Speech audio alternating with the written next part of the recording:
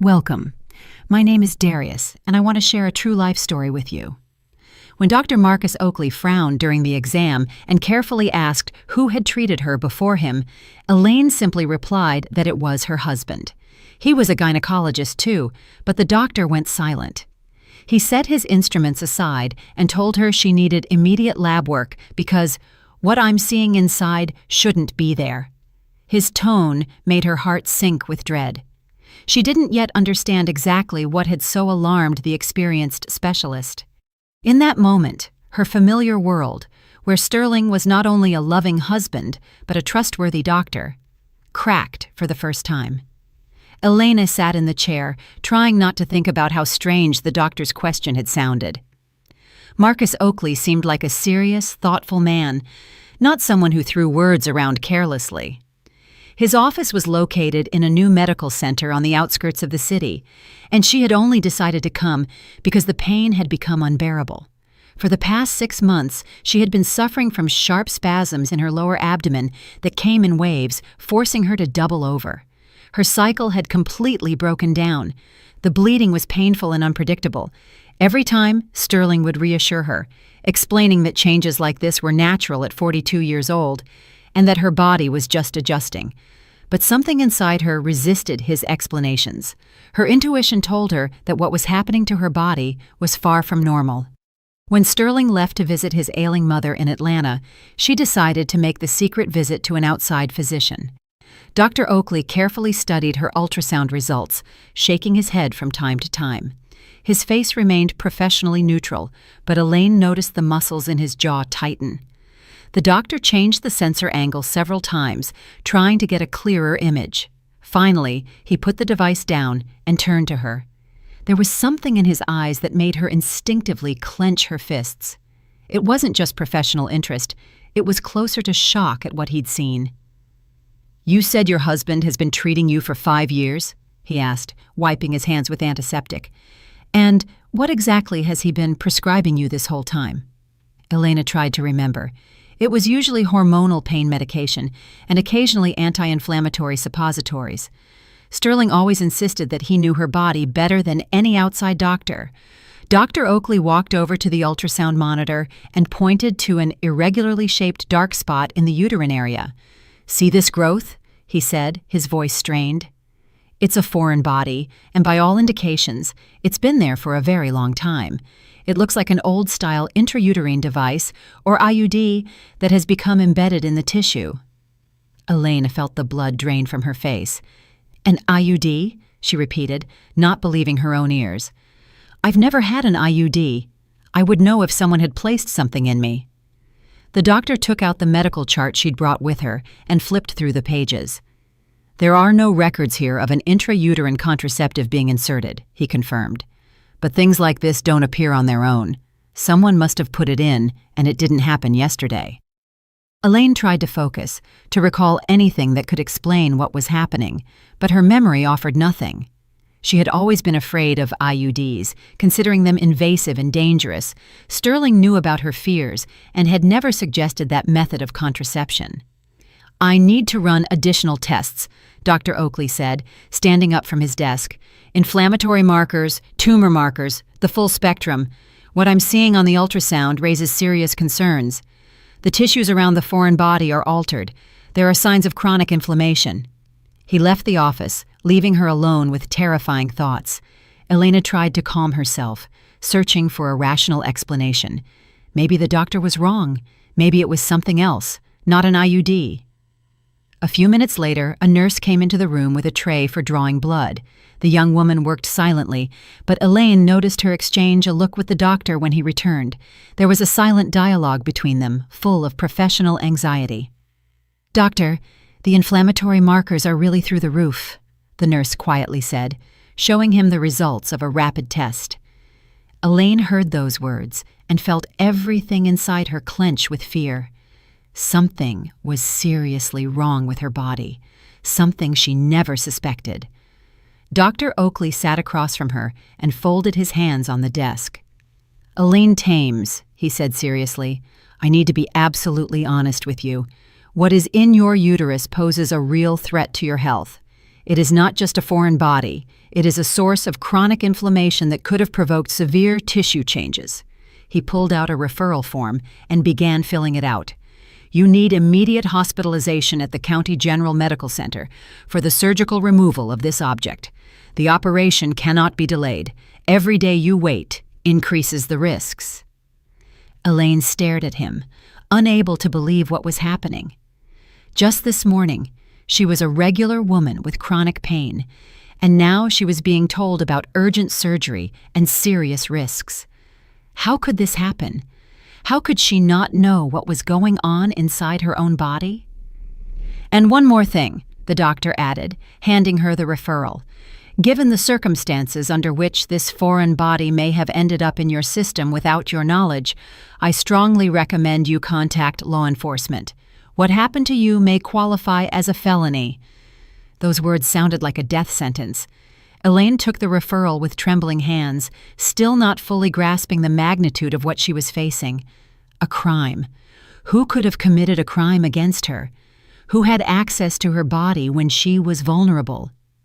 A single thought, terrifying and impossible, was already beginning to form in the depths of her mind.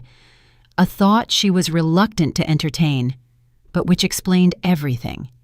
The thought that the person she trusted most in the world might have betrayed that trust in the most monstrous way. Leaving the medical center, Elena felt the world she had lived in for the past 15 years collapsing.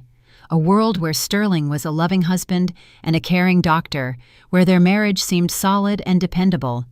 Now, that world was cracking, and she dreaded imagining what would be revealed when it finally crumbled. The operating room at the County General Medical Center was flooded with bright light. When the surgeon, Dr. Vernon Harmon, began to extract the foreign body from Elena's uterus, what he saw made him freeze for a moment with his instruments in hand.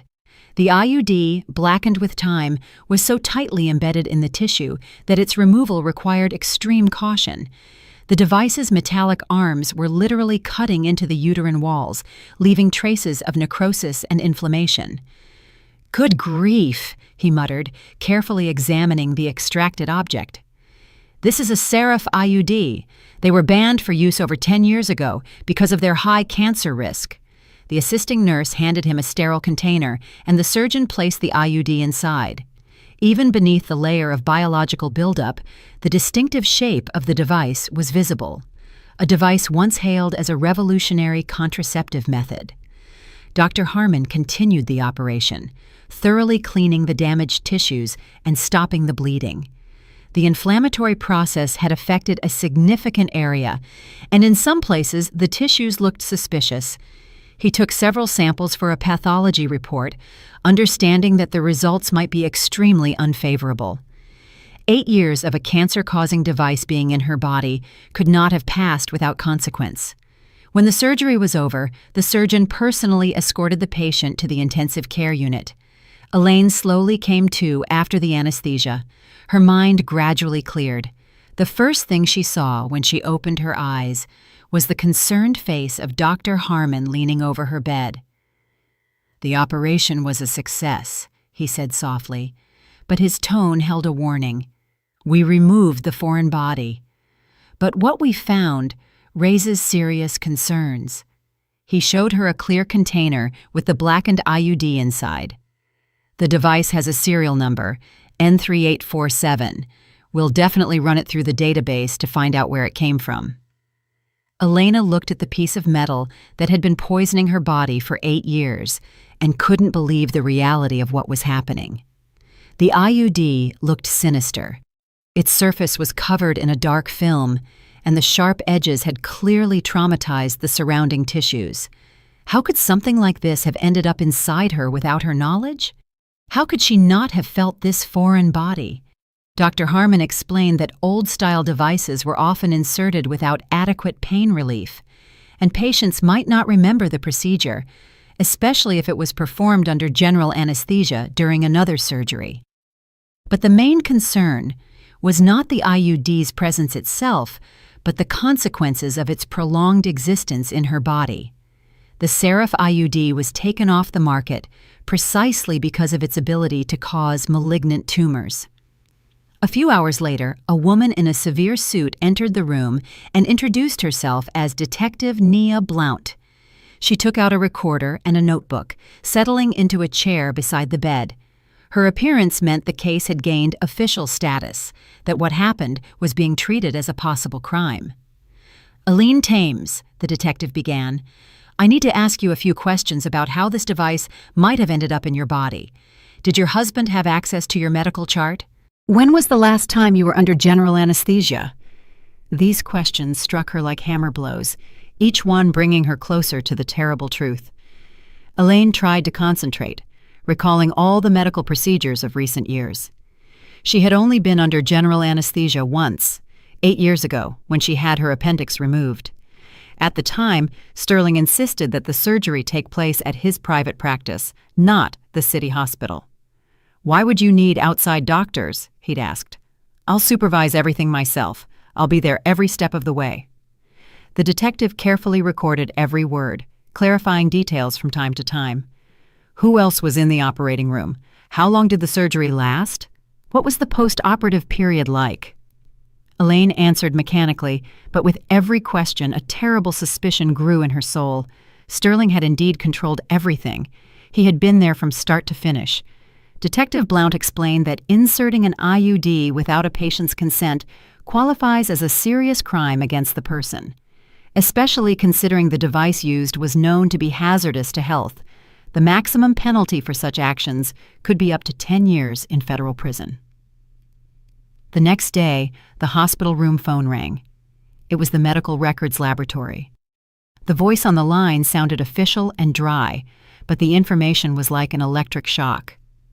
The IUD with serial number N3847 was registered as having been disposed of on March 15th, 8 years ago, at the very women's health practice managed by Sterling Thames. Detective Blount, who was present during the conversation, immediately contacted her colleagues to obtain the disposal records. Elaine lay in bed, feeling the last hope that this was all a terrible misunderstanding crumble.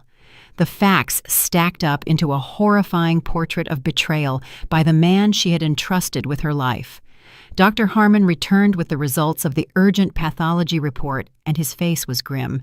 Tissue samples taken during the operation showed the presence of atypical cells, characteristic of a pre-cancerous condition. Stage 3 dysplasia required immediate additional treatment and permanent oncological monitoring. "This is a direct consequence of the long-term exposure to the carcinogenic device," the surgeon explained. "If the IUD had remained in your body for another year or two, we would be dealing with advanced cancer. You were incredibly lucky that you went to Dr. Oakley when you did." His words sounded like a death sentence, not only for her health, but for her marriage. Elaine asked for her phone to call Sterling and tell him what had happened, but when she dialed his number, an unfamiliar woman answered. "Hello, who is this?" a woman's voice asked with a slight irritation. "Sterling is busy right now. He's taking care of a sick patient." Elena silently hung up, realizing her husband's deceit stretched far wider than she could have imagined. Detective Blount received copies of the documents from Sterling's practice via fax. According to the medical device disposal log, IUD N3847 had been written off as defective and subject to destruction. The signature next to the entry belonged personally to the practice manager, but instead of being destroyed, the device had been used for the secret sterilization of his own wife. Detective Blount explained to Elena that they now had enough evidence to open a criminal case. Witness testimonies, medical records, expert analysis results, everything pointed to the deliberate actions of Sterling Thames. All that remained was to obtain his confession or find additional clues confirming the motive for the crime. Elena lay in the hospital room, staring at the ceiling and trying to grasp the scale of the betrayal. The man she had lived with for 15 years, whom she had entrusted with her body and soul, was capable of monstrous cruelty. He wasn't just lying to her. He was methodically destroying her health, depriving her of the ability to have children, and exposing her to the risk of cancer. But the most horrifying realization was that all this time, Sterling had been playing the role of a loving husband and doctor. He comforted her when she complained of pain, prescribed treatment that couldn't possibly help, knowing perfectly well the true cause of her suffering. Every consolation, every explanation about age-related changes was a cynical lie. Now she had to fight not only for her health, but also find the strength to confront the man who had been the center of her world for so long. Ahead lay the court, the investigation, the need to prove what seemed incredible, even to herself. But most importantly, she had to find the answer to the question that tormented her the most. Why did Sterling do this? What compelled him to commit such a crime against his loving wife? If you like this video, please give it a thumbs up so YouTube knows you're interested in stories like this and recommends more quality narratives. Discharged from the hospital on the third day after surgery, Eileen headed straight to the women's health practice where Sterling worked. Detective Blount had given her special permission to examine her husband's office as part of the investigation. The security guard reluctantly let her in, constantly glancing at his phone as if debating whether to warn the manager about his wife's visit. Everything in Sterling's office was familiar down to the smallest detail. The massive oak desk, the leather chair, the framed diplomas on the walls, the photograph of their trip to Hawaii. But now, this familiar setting seemed like a backdrop concealing a monstrous secret. Elaine walked over to the safe, whose code she knew by heart. It was their wedding date. Inside the safe were documents Sterling considered especially important. Among them, she found a thick folder containing medical device logs from the past 10 years. Her hands trembled as she flipped through the pages, looking for the entry from March 15th, 8 years ago. And there it was, the entry about the disposal of IUD N3847, next to which was Sterling's sprawling signature. The office door quietly opened, and a young woman in a white coat appeared in the doorway. Elaine recognized her. It was Oliva Reese, one of the clinic's nurses, always cheerful and efficient. But now, Oliva's face showed confusion and fear at the sight of the manager's wife holding the documents. "Elaine Thames," Oliva said uncertainly. "What are you doing here? Dr. Thames said you were in the hospital after surgery." The nurse was holding something that she tried to hide behind her back, but Elena managed to catch a glimpse of the distinctive packaging of a pregnancy test. "I've already been discharged," Elena replied, carefully studying the young woman's face. Oliva looked distressed. Her cheeks were flushed, and her eyes darted around. "What is that in your hand?" Elena asked, though she already guessed the answer. The nurse became even more flustered and pressed the test to her chest.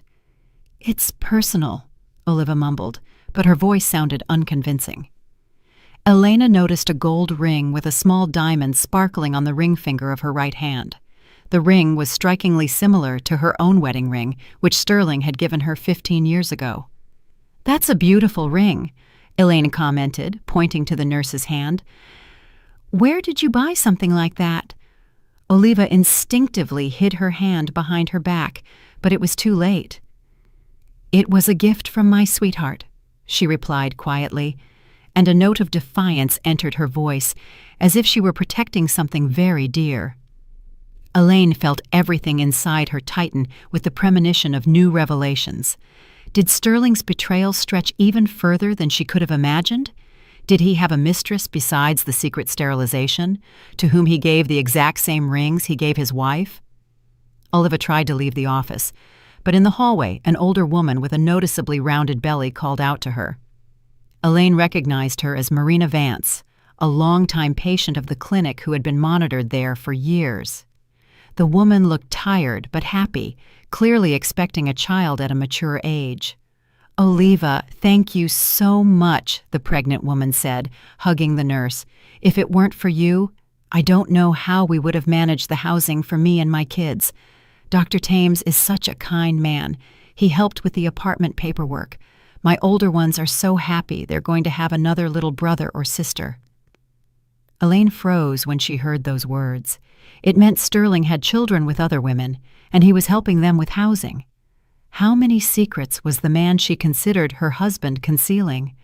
Oliva noticed Elena had overheard the conversation, and her face went white with fear. "Marina Vance, not here." the nurse whispered, trying to move the pregnant woman away from the manager's office. But it was too late. Elena had heard enough to understand the scale of the deception. Sterling had not only deprived her of the ability to have children, but he was also fathering them with other women. The patient left. Oliva remained standing in the hallway, unsure what to do. Elena walked out of the office with the logbook in her hands and approached the nurse. "How many children does he have?" she asked, looking directly into the young woman's eyes. Oliva tried to deny it, but her gaze gave everything away. "I don't know what you're talking about," she mumbled, but her voice trembled with distress. "Dr. Thames just helps patients. He's a good doctor." Elaine shook her head, realizing that the nurse was either deceived herself or was an accomplice in this complex game. At that moment, the security guard's phone rang.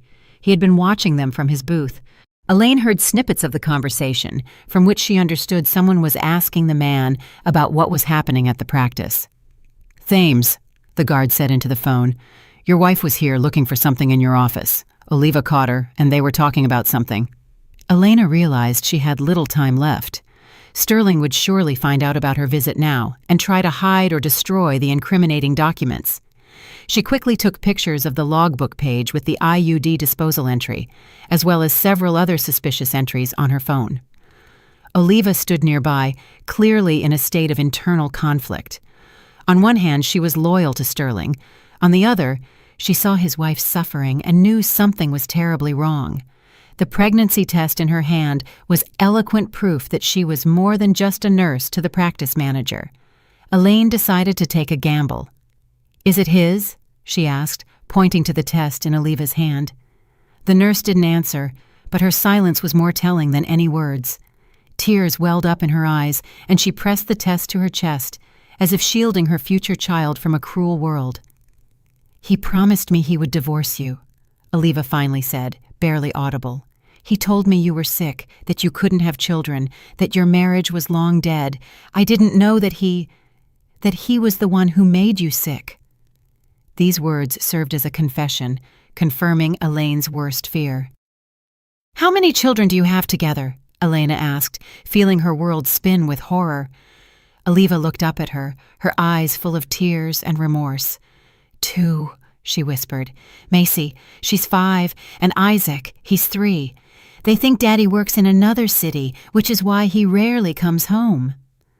Elena felt the ground disappear from under her feet. It turned out that while she was suffering from the pain caused by the embedded IUD, Sterling was creating a parallel family with a young nurse.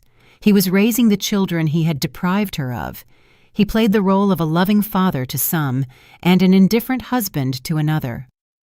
The security guard finished his conversation and headed towards them, clearly having received instructions from Sterling. "Elena Thames," he said with forced politeness, "I need to ask you to leave the building. The manager said you do not have the right to be here without his presence." Elena knew her time was up. She quickly left the practice, taking with her the document photos and the terrible knowledge of her husband's double life. In the car, she called Detective Blount and told her what she had learned. Now they had not only proof of a crime against her health, but also a motive explaining Sterling's actions.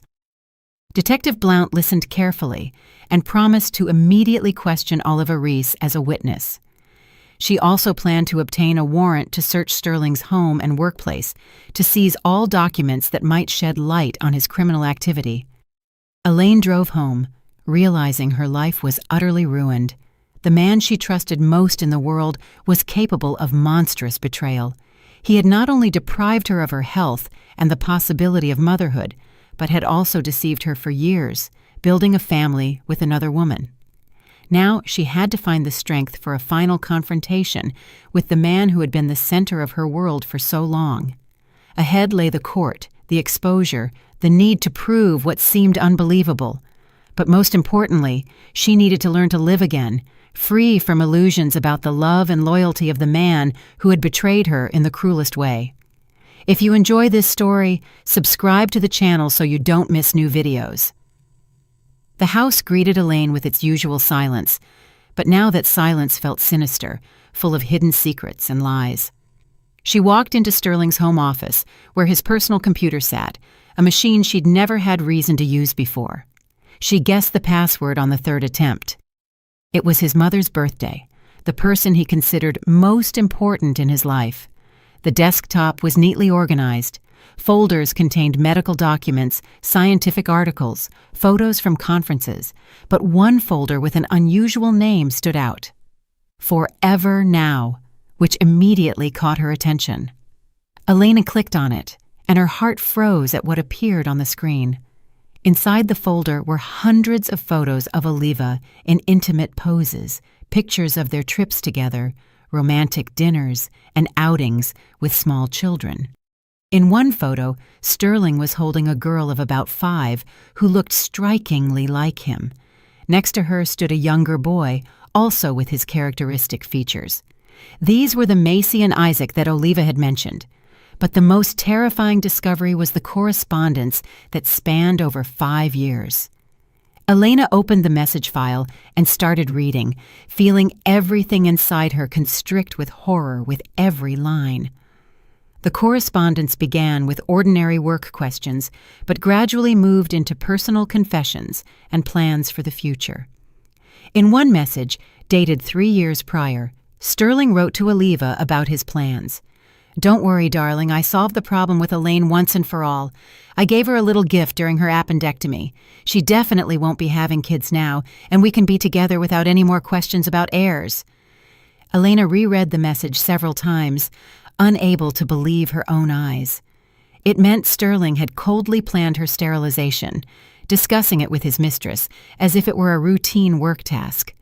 He hadn't just yielded to a momentary impulse during surgery. He had prepared for this crime in advance. The correspondence became even more cynical. Sterling told Oliva how he comforted his wife when she complained of pain, how he prescribed useless treatment, knowing the true cause of her suffering. He even joked about it, calling himself a brilliant doctor who had solved 2 problems at once, getting rid of the need to have children with his wife and gaining the opportunity to start a new family. In another folder, Elaine found scanned copies of bank documents that completely shattered her image of her husband.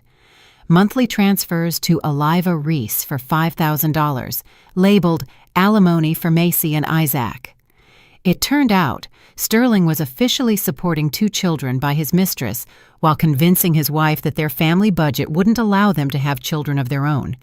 There were also documents for the purchase of an apartment in Oliva's name, insurance policies for the children, and plans for their education. Sterling had created a full-fledged parallel family, into which he poured not only money, but also emotion. In the correspondence, he called Macy his princess and Isaac his heir. Meanwhile, he viewed his wife as a burden to be discarded in the least painful way possible. It was especially painful to read the messages from the past few months, where Sterling discussed divorce plans with Oliva.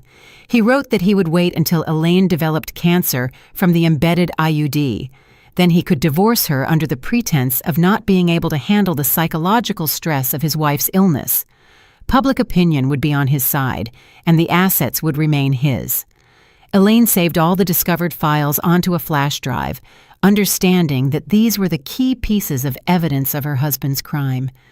But emotionally, she was completely shattered, realizing the extent of the betrayal.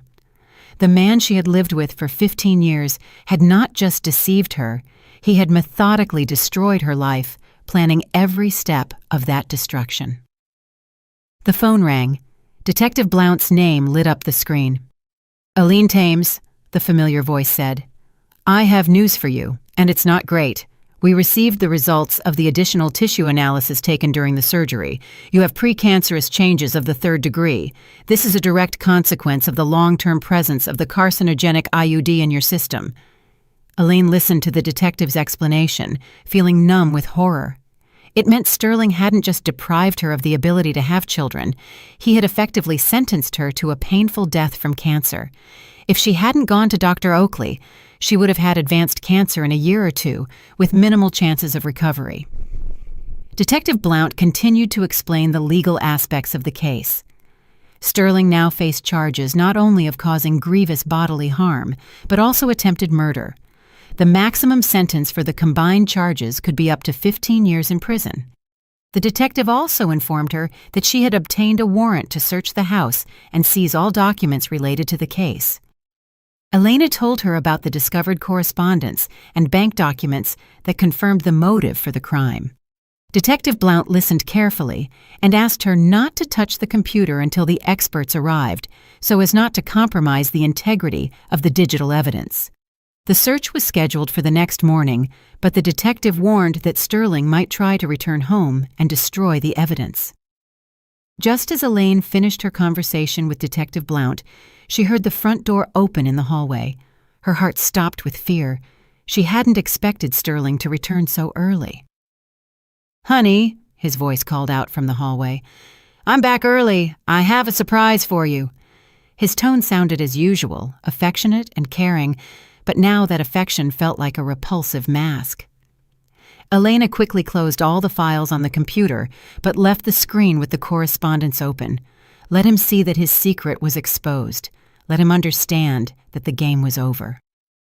She took the container with the extracted IUD from her purse, which Dr. Harmon had given her as physical evidence.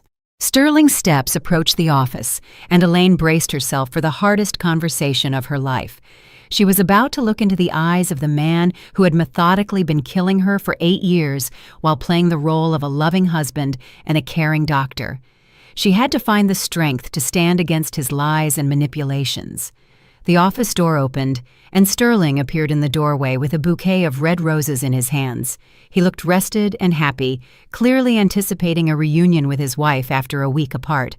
But his expression instantly changed when he saw Elaine at his computer with the correspondence open on the screen.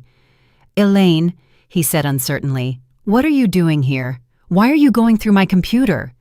His voice trembled, and his eyes darted between the screen and his wife's face, trying to assess the scale of the disaster. The roses dropped from his hands and scattered across the floor, symbolically ending their family idyll. Elaine silently turned the monitor toward him so he could read his own words about giving her a little gift during the surgery. Sterling went pale, realizing his most terrible secrets were exposed. Fear flashed in his eyes, then anger, then fear again. He knew his career, reputation, and freedom were hanging by a thread. "It's not what you think," he began, trying to find an explanation for the inexplicable. "I can explain everything. It was a medical necessity. You don't understand all the circumstances." But his voice sounded unconvincing even to himself. His words were confused, and his hands trembled with nervous strain. Elaine stood up from the desk and walked toward him, holding the container with the blackened IUD. "Here's your little gift," she said quietly, but her voice was steel. "For 8 years, you poisoned me from the inside with this garbage, deprived me of the ability to have children, drove me to a precancerous condition. And all this time, you played the role of a loving husband." Sterling tried to snatch the container from her hands, but Elena backed away. His mask finally slipped, and she saw the true face of the man she had lived with for half her life. It was the face of a predator cornered, ready to do anything to save his own skin, a man for whom she had never been anything more than an obstacle to happiness with another woman. Sterling stood in the office doorway. His face rapidly changed expression from surprise to comprehension, from fear to despair. The roses lay on the floor, their red petals scattered across the carpet, creating a sinister picture of a ruined idol. He saw his correspondence with Oliva on the computer screen, understood that his most terrible secrets were exposed, but still tried to find a way to wriggle out of the situation. "Elaine, what are you doing here?" he repeated, taking a step into the room. "Why are you digging through my personal files? This is a violation of privacy. You have no right." His voice trembled with nervous strain, and his hands clenched into fists. He was still trying to play the role of the offended husband whose privacy had been violated. Elaine slowly turned to him, holding the container with the blackened IUD in her hands. Her face was pale, but her eyes burned with the cold fire of righteous anger. "Is this your surprise?" she asked quietly, holding up the container. "For 8 years you poisoned me from the inside with this garbage, deprived me of the ability to have children, drove me to a pre-cancerous condition." Sterling lunged at her, trying to snatch the evidence from her hands. "Give that to me!" he yelled, losing the last shreds of his self-control. "You don't understand what you're doing. This could ruin my career, my reputation." Elena dodged him, pressing the container to her chest. For the first time in all their years of marriage, she saw her husband's true face, without masks or pretense. At that moment, footsteps sounded in the hallway, and Detective Blount's voice cut through the tense silence. "Sterling Nicholas Thames," she said in an official tone, walking into the office accompanied by 2 police officers. "You are under arrest on suspicion of causing grievous bodily harm and attempted murder. You have the right to remain silent." Sterling turned to the newcomers. His face was contorted with horror. "This is a misunderstanding," he began, trying to maintain his dignity. "I am a respected doctor, a practice manager. I have an impeccable reputation. You can't arrest me based on the delusional accusations of my mentally unstable wife." Detective Blount pulled out handcuffs. Her face remained professionally impassive. "We have all the necessary evidence, including medical examination results, IUD disposal documents, and witness testimony. Your wife has provided us with correspondence in which you yourself confessed to the crime committed." Just then, Oliva burst into the house. Her face was streaming with tears, and she was clutching her cell phone. "Sterling!" she cried. "The guard at the clinic called me and said the police arrived. What's going on?" Seeing the handcuffs in the detective's hands, she rushed to her lover, trying to shield him. "I'll tell you everything," Oliva sobbed, turning to Detective Blount. "It was his idea, not mine. He told me his wife was infertile from birth, that they hadn't lived as husband and wife for ages. I didn't know that he made her sick himself." Her confession poured out, destroying Sterling's last hopes of salvation. Sterling pushed Oliva away and turned to Elena. A final attempt to justify his actions flashed in his eyes. "I did this for us," he said desperately. "You yourself said you weren't ready for children, that you wanted to build your career first. I just helped you avoid an unwanted pregnancy." Elaine looked at him with disgust, unable to believe this man was still trying to shift the blame onto her.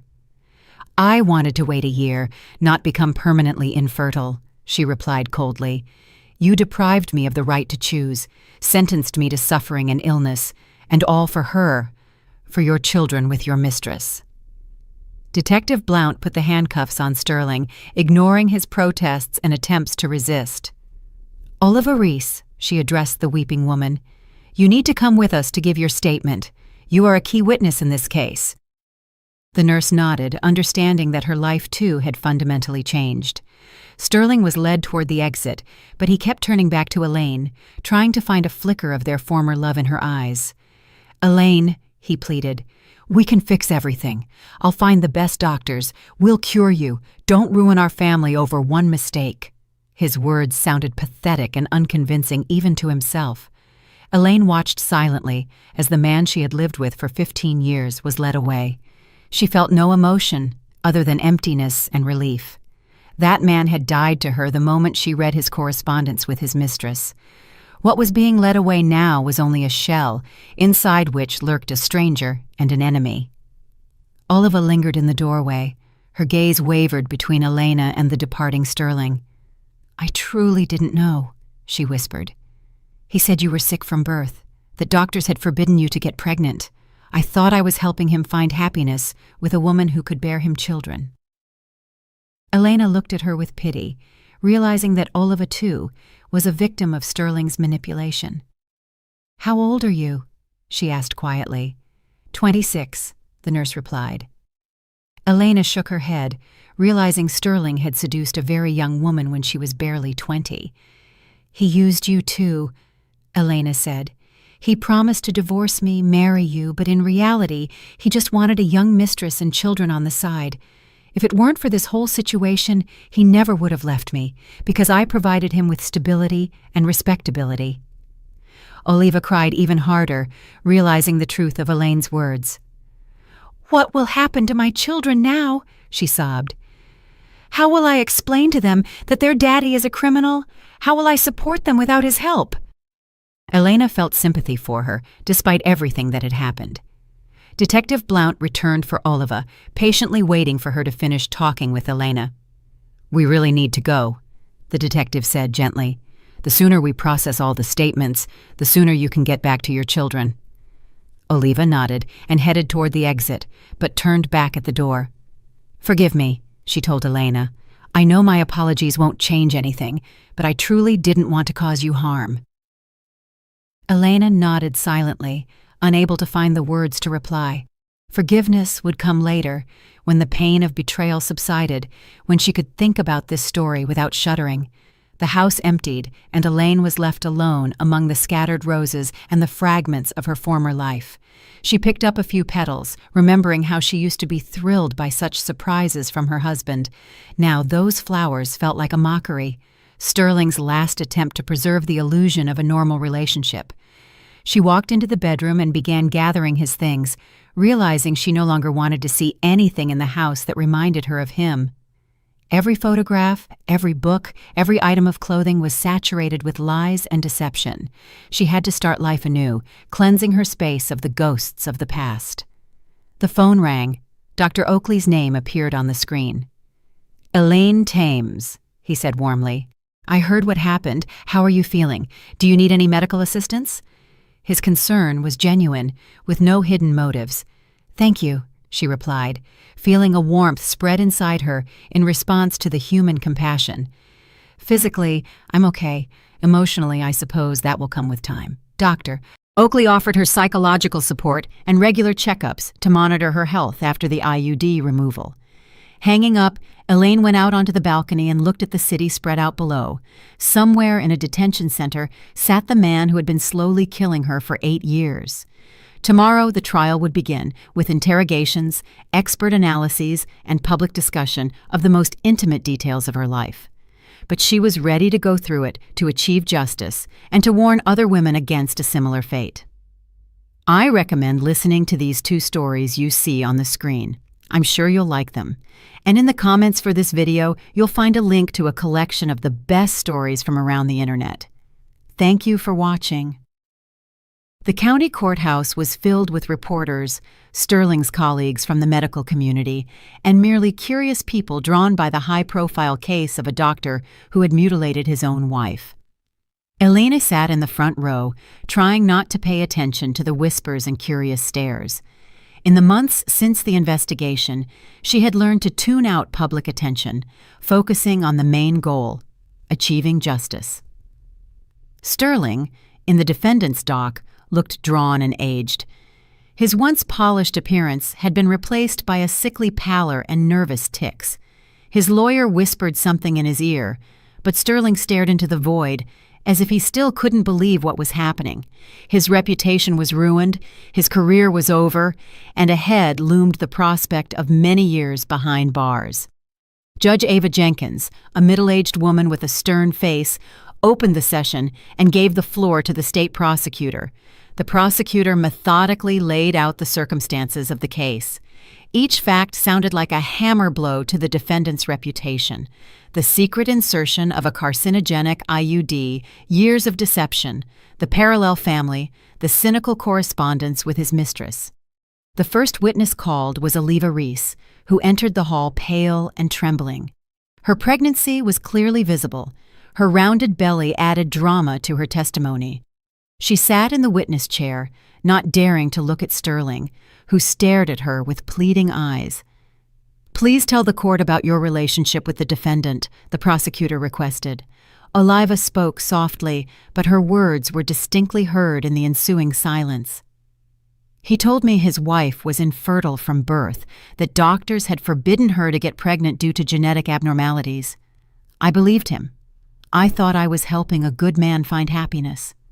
She recounted how Sterling promised her a divorce from his wife and an official marriage, how he planned their future together with their children. "He said he deliberately made his wife sick so she wouldn't claim the assets in the divorce," Oliva confessed, and a murmur of outrage passed through the hall. He said it would be better for everyone, that she wouldn't suffer through a divorce. Sterling's lawyer attempted to discredit Oliva's testimony, hinting at her vested interest in the outcome of the case.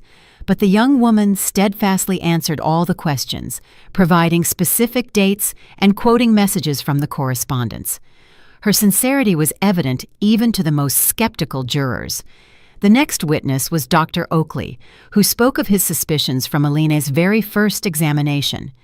The experienced physician couldn't help but notice that the patient's symptoms did not match the diagnoses her husband had given her.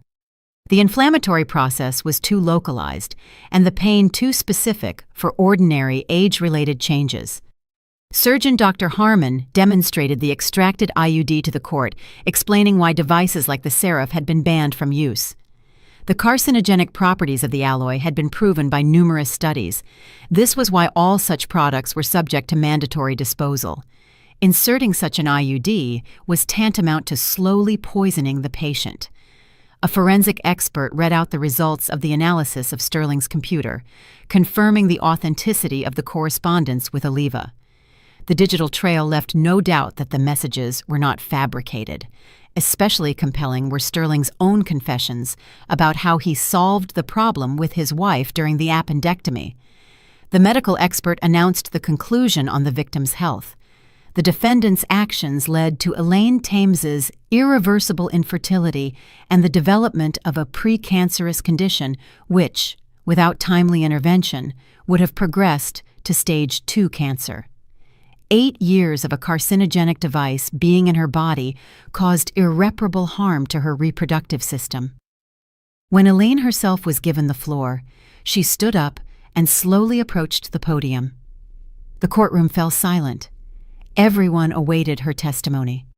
She was silent for a long time, collecting her thoughts, and then began to speak in a calm, even voice. "I entrusted this man with my health, my life, my love. For 15 years, I considered him the closest person on earth." Her voice didn't tremble, but every word was filled with pain and disappointment. "He used my love and trust. He used his professional knowledge as a weapon against me. For 8 years, I suffered in pain, not knowing the cause, and he comforted me, knowing that he himself was the source of my suffering." Elaine told the court how she had planned motherhood, how she dreamed of children, how she blamed herself for her infertility. "Now I know I will never be a mother," she said, and for the first time her voice cracked. "He deprived me of that right. He made the decision for me, disposed of my body as if it were his own property." She spoke about the years of deception, her husband's double life, and the children he was raising with another woman while his wife suffered the consequences of his crime. "The most terrible thing is not the physical pain, but the realization that the person you trust the most is capable of such cruelty." When Elaine finished her speech, there was absolute silence in the courtroom. Many women in the audience were crying, imagining themselves in her place. Even some of the jurors couldn't hold back their emotions, listening to the story of years of suffering and betrayal. Sterling's lawyer tried to present his client's actions as a medical mistake, the result of stress and professional burnout. But his arguments sounded unconvincing against the backdrop of clear evidence of deliberate intent. The correspondence with his mistress left no doubt that his wife's sterilization had been meticulously planned. Sterling himself refused to testify, limiting himself to a formal acknowledgement of the factual circumstances of the case. He sat with his head down, not daring to look his former wife in the eye. His silence was more telling than any excuse. The judge retired for deliberation, which lasted several hours. When the session resumed, Judge Jenkins read the verdict in a strict, official tone. "Sterling Nicholas Thames is found guilty of causing grievous bodily harm, committed with particular cruelty, and is sentenced to 7 years of incarceration in a maximum security prison. Additionally, the court permanently revoked Mr. Thames's medical license and ordered him to pay Elaine Thames a $500,000 compensation for moral damages. He must also reimburse all costs for the victim's treatment and rehabilitation." Sterling was led away in handcuffs. He never looked up at Elaine. His lawyer announced his intention to file an appeal, but everyone understood that with such evidence, the chances of leniency were practically nil. The medical community had already disavowed their former colleague. His name had become synonymous with professional betrayal. 1 year later, Elena stood before a mirror in an ivory-colored wedding dress that highlighted her slender but stronger figure. Regular checkups showed that the precancerous changes had been arrested. Her body was gradually recovering after the removal of the source of poisoning. Next to her stood Dr. Marcus Oakley, who over the past year had become not just a doctor, but a close friend. "Your lab work is completely normal," he said, adjusting her veil. "The risk of cancer has retreated, and the inflammatory processes have ceased. Your body shows an amazing capacity for recovery." Elena smiled, feeling the warmth of hope and new love spread inside her. A small girl of about 5 appeared in the doorway, in a white dress, holding a basket of rose petals. "Mommy, you look so pretty," said Aaliyah, whom Elena had adopted 6 months earlier. The girl had lost her parents in a car crash and had lived in a children's home for a long time until fate brought her to a woman who also knew loss and pain. Elena crouched down and hugged her daughter, feeling her heart fill with love for this little person. Motherhood had come to her not as she had dreamed, but it was no less real and profound. Aaliyah had called her mommy from day one, as if they had always been a family. Marcus, as she now called her future husband, offered her his arm. "It's time," he said softly. "The guests are waiting, and the minister doesn't like tardiness." Elena took his arm, feeling confidence and peace. Ahead lay a new life, built on honesty, trust, and real love. Leaving the house, she turned and looked at the windows of the apartment where years of deception and suffering had passed. Now, it was just a building, stripped of its power over her emotions. The past was behind her, and the future promised to be bright and full of meaning. And that, friends, is my story. A journey that started in the deepest, darkest shock and ended right here, in this beautiful new beginning. When I look back at those years, at the pain, the gaslighting, and the monstrous deception, it's hard not to feel that deep ache. But you know what? That pain was the fire that forced me to finally listen to that quiet voice inside, the one that told me, "Something is wrong, Elaine. Get out." If there's one thing I want you to take away from my journey, it's this. The greatest act of love is the fierce protection of your own truth. Never silence that gut feeling, that little flicker of doubt. That intuition? It's your internal compass, more reliable than any oath or wedding ring. Sterling tried to extinguish my light, my ability to choose, my health, and my chance at motherhood. But what he didn't realize is that ruin can be the soil where something real, something truly good, finally gets to grow. I lost a husband, a home, and the life I thought I had, but I found myself, I found justice, I found Marcus, and I found Aaliyah. My family wasn't destroyed. It was simply waiting to be built correctly, on a foundation of honesty and genuine care. And for that, I am eternally grateful for the second chance I fought for. Life can be brutal, but it is also brilliantly, gloriously kind when you stand up for yourself. Hold on to hope, because even after the deepest betrayal, the sun absolutely rises again. If you feel the same way I do, and you enjoyed my story, show it by giving this video a like. Let's see our numbers. I'm curious, what city are you listening to me from, and at what time? Write it down in the comments. If you'd like to support me on my journey, you can send me a small donation. Thank you for listening and for sharing your precious time with me. For more life stories like this, check out the other videos on my channel and subscribe. There are 2 new life stories on the screen that I'm sure will interest you. Click one to start listening right away. With love.